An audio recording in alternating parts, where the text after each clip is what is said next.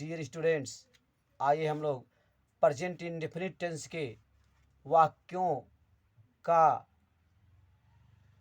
English में translate करते हैं। देखिए dear students, present indefinite tense, यहाँ हमने लिखा है present indefinite tense.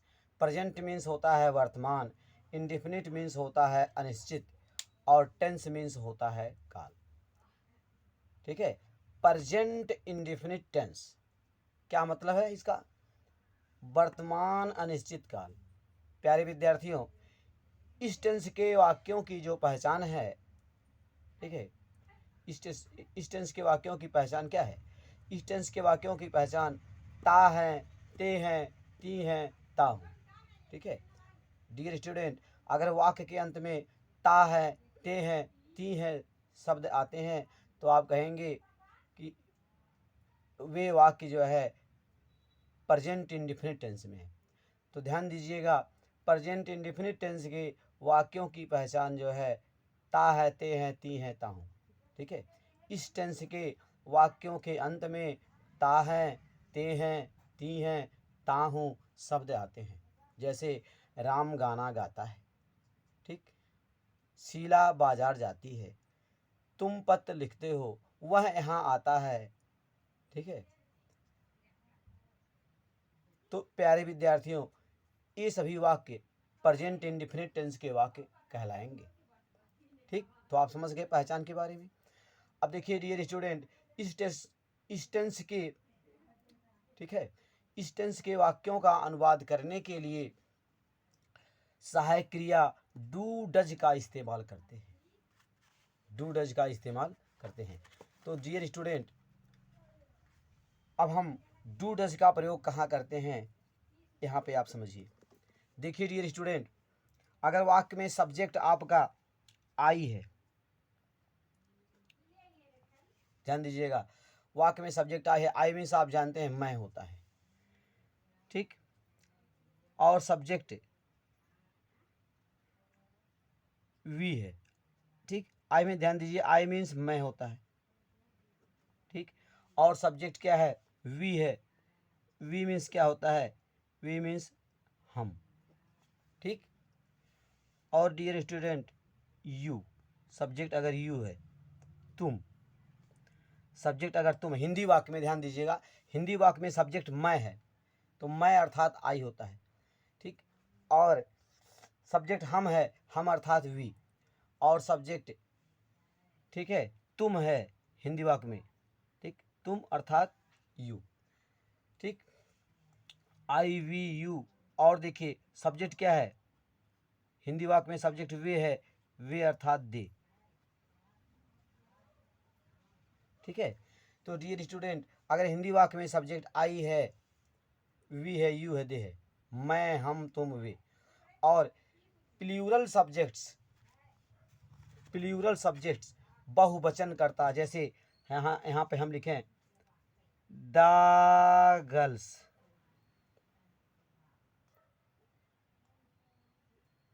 The girls means बहुत सी लड़कियां, और क्या लिखें? द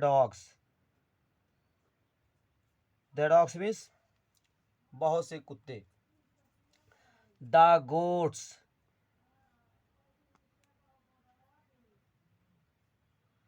GOATS, द गोट्स बहुत सी बकरियां। तो डियर स्टूडेंट, अगर प्लूरल सब्जेक्ट है, बहुवचन करता है, ध्यान दीजिए ये बहुवचन करता है।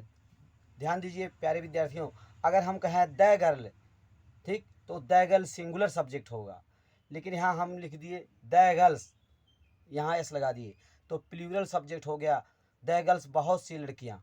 ठीक, द डॉग्स, अगर हम कहें द डॉग मीन्स एक कुत्ता। ठीक, अब हम कह दिए द डॉग्स मीन्स क्या हो गया? बहुत से कुत्ते। द गोट,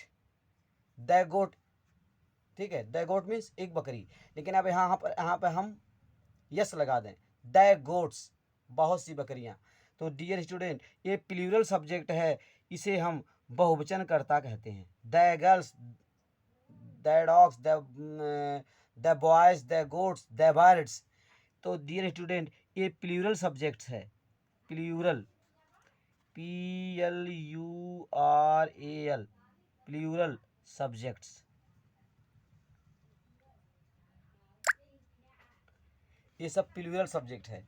तो प्यारे विद्यार्थियों, तो इन सब्जेक्ट के साथ, ठीक, आई वी यू दे और प्लूरल सब्जेक्ट्स बहुवचन करता, इसे हिंदी में कहेंगे बहुवचन करता, ठीक है। The girls, the dogs, the goats, ठीक।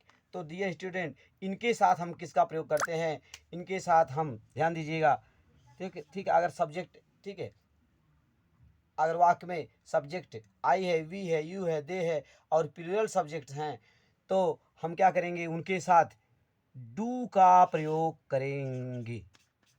ध्यान दीजिए, इनके साथ हम डू का प्रयोग करते हैं, इसको आप दिमाग में बैठा लीजिए, ठीक ठीक। आप समझ गए डू का प्रयोग, ठीक। I do, we do, you do, they do, ठीक। The girls do, the dogs do, the goats do. तो इस तरह से, ठीक है, इनके साथ डू का प्रयोग करेंगे। अब देखिए प्यारे विद्यार्थियों, हम डज के विषय में अध्ययन करें। हमने डू के बारे में अध्ययन किया, अब हम डज के विषय में अध्ययन करने वाले हैं। देखिए प्यारे विद्यार्थियों, अगर वाक्य में सब्जेक्ट क्या है, वह देखिए, जैसे कहा जाए वहाँ पुस्तक पढ़ता है, वहाँ पुस्तक पढ़ता है, तो स्पष्ट है कोई पुरुष पुस्तक पढ़ता है, तो किसी पुरुष के लिए वह की इंग्लिश जो होती है ही होती है, ठीक है।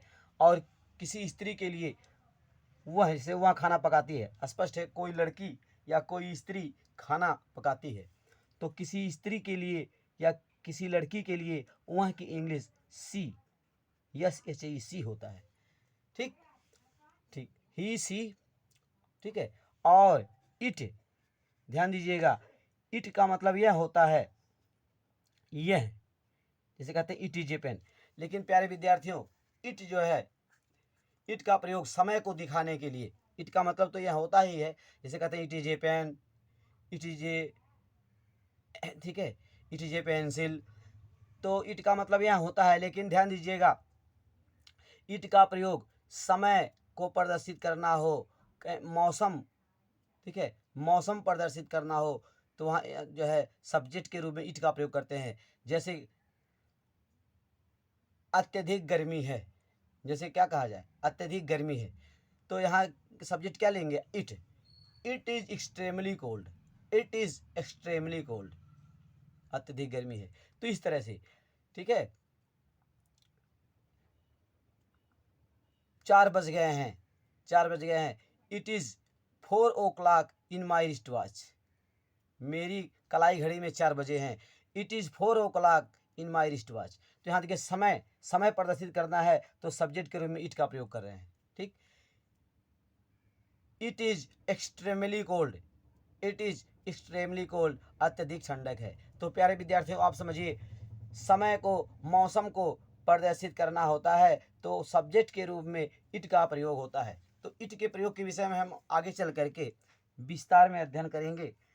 अब आगे देखिए, यहाँ समझिए, यहाँ पर ही सी इट, और किसी का नाम, सब्जेक्ट किसी का नाम राम हो, श्याम हो, राम श्याम, मोहन सोहन,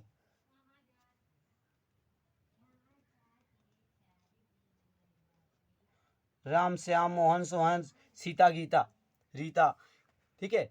तो किसी व्यक्ति का नाम हो, ठीक, तो सब्जेक्ट राम श्याम मोहन सोहन, ठीक, किसी व्यक्ति का नाम हो, ठीक है। और क्या, और प्यारे विद्यार्थियों, सिंगुलर सब्जेक्ट, जैसे यहाँ पर हमने कहा था द गर्ल्स, यहाँ देखिए यस लगा है, द गर्ल्स, ये क्या हो गया, प्लूरल सब्जेक्ट, बहुवचन करता। लेकिन हम यहाँ पर क्या कहें, केवल द गर्ल कहें, यहाँ हम कहें द गर्ल। तो प्यारे विद्यार्थियों, द गर्ल, द गर्ल मतलब एक लड़की, ठीक है, द गर्ल एक लड़की। और क्या, द बॉय, केवल द बॉय कहें। तो देखिए, अगर कहेंगे द बॉयज, बहुत से लड़के, प्लूरल हो जाएगा, द बॉय एक लड़का, ठीक। द डॉग, द डॉग, एक कुत्ता, ठीक है। द गोट, GOAT, आप गोट की स्पेलिंग जानते हैं, द गोट। अगर हम कहेंगे द गोट्स, देखिए द गोट एक बकरी, और यहाँ देखिए द गोट्स बहुत सी बकरियां, तो द गोट्स ये प्लूरल सब्जेक्ट है और द गोट सिंगुलर सब्जेक्ट है, एक वचन करता। तो प्यारे विद्यार्थियों, ये सिंगुलर सब्जेक्ट है, ये है एक वचन करता है, एक वचन करता। इंग्लिश में क्या कहते हैं इसको? Singular subject. इंग्लिश में क्या कहते हैं इसको? Singular, SINGULAR, singular subjects. ये सिंगुलर सब्जेक्ट्स हैं, देखिए समझ रहे हैं आप? SINGULAR, singular subject. तो प्यारे विद्यार्थियों, ठीक है, सिंगुलर सब्जेक्ट्स इनके साथ, ठीक है, ठीक है। सब्जेक्ट क्या है? अगर वाक्य में subjects he, she, it, Ram, Shyam, Mohan, Sohan किसी का नाम हो और सिंगुलर सब्जेक्ट हो, the girl, the boy, the dog, the goat, ठीक, सिंगुलर सब्जेक्ट्स हो, एक वचन का करता हो, तो प्यारे विद्यार्थियों इनके साथ हम क्या करते हैं? हम इनके साथ जो है, ठीक, इन सब्जेक्ट के साथ हम डज का प्रयोग करते हैं। ध्यान देने की बात है, ठीक। तो समझ गए, ही के साथ डज का प्रयोग, he does, she does, it does, Ram does. अब आगे आपको हम बताएंगे ही के साथ, देखिए सहायक क्रिया का प्रयोग, ध्यान दीजिएगा यहाँ पर इंडेफिनिट टेंस में, ठीक है, प्रेजेंट इंडेफिनिट और पास्ट इंडेफिनिट। प्रेजेंट इंडेफिनिट और पास्ट इंडेफिनिट के अफर्मेटिव में सहायक क्रिया का प्रयोग नहीं होगा, हाँ निगेटिव और इंट्रोगेटिव में होगा, ठीक है। तो ध्यान दीजिएगा, यहाँ पर हम आगे आपको समझाएंगे, जैसे he does not come here, वह यहाँ नहीं आता है। She does not cook the food, वह खाना नहीं पकाती है, ठीक है। Ramu does not learn the questions, Ramu प्रश्नों को याद नहीं करता। इस तरह से आप समझ सकते हैं। तो प्यारे विद्यार्थियों, इस तरह से